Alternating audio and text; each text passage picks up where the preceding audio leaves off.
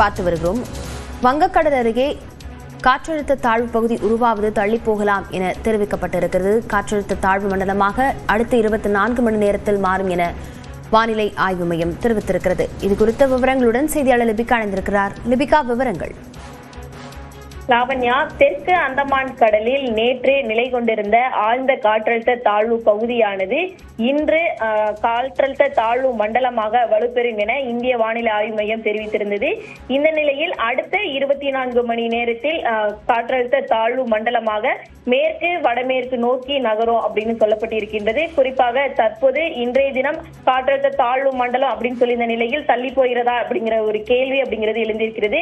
இருப்பினும் தற்போது 5:30 நிலவரப்படி அடுத்த 24 மணி நேரத்தில் மேற்கு வடமேற்கு நோக்கி நகர்ந்து காற்றழுத்த தாழ்வு மண்டலமா வலுப்பெறும் இந்திய வானிலை ஆய்வு மையம் தெரிவித்திருக்கக்கூடிய நிலையில் அதற்கு அடுத்து 8:30 மணி நிலவரப்படி ஒரு அப்டேட் வரும். அதன் அடிப்படையில நமக்கு இந்த காற்றழுத்த தாழ்வு மண்டலம் உருவாயிடுச்சா இல்லையா என்பது குறித்து முழு விவரமும் நமக்கு தெரிய வரும். அதுவரை இந்த காற்றழுத்த தாழ்வு மண்டலம் தொடர்ந்து அதற்கு அடுத்த 48 மணி நேரம் புயலாக மாறும் அப்படின்னு தெரிவித்திருந்ததை நாம் தள்ளி போகுது அப்படிங்கறத ஒரு கேள்வியாக தான் பார்க்க முடியும்.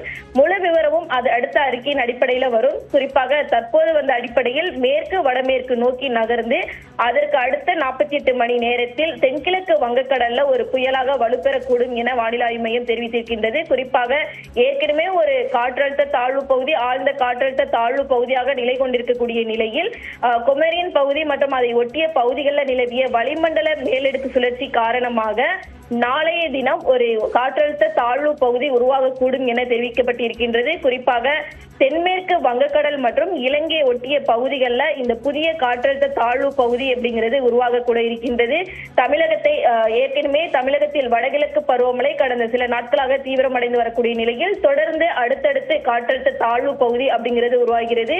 இதன் காரணமாக தமிழகத்திற்கு மழைக்கான வாய்ப்பு அப்படிங்கிறது பெரிய அளவில் இல்லைனாலும் தென் மாவட்டங்கள் மற்றும் டெல்டா மாவட்டங்கள்ல ஓரிரு மாவட்டங்களுக்கு மிக கனமழை வரை பெய்வதற்கான வாய்ப்புகள் அதிகம் இருக்கின்றது. குறிப்பாக திருநெல்வேலி, கன்னியாகுமரி, தென்காசி, தூத்துக்குடி ஆகிய மாவட்டங்கள்ல ஏற்கனவே கனமழை, ஓரிரு மாவட்டங்களில் மிக கனமழையும் பதிவாகக்கூடிய நிலையில வடகடலோர மாவட்டங்கள்ல அடுத்து வரக்கூடிய ஓரிரு நாட்களுக்கு மிதமான மழை தொடரும் எனவும் வானிலை ஆய்வு மையம் தெரிவித்திருக்கின்றது. லாவண்யா, விவரங்களுக்கு நன்றி லிபிகா.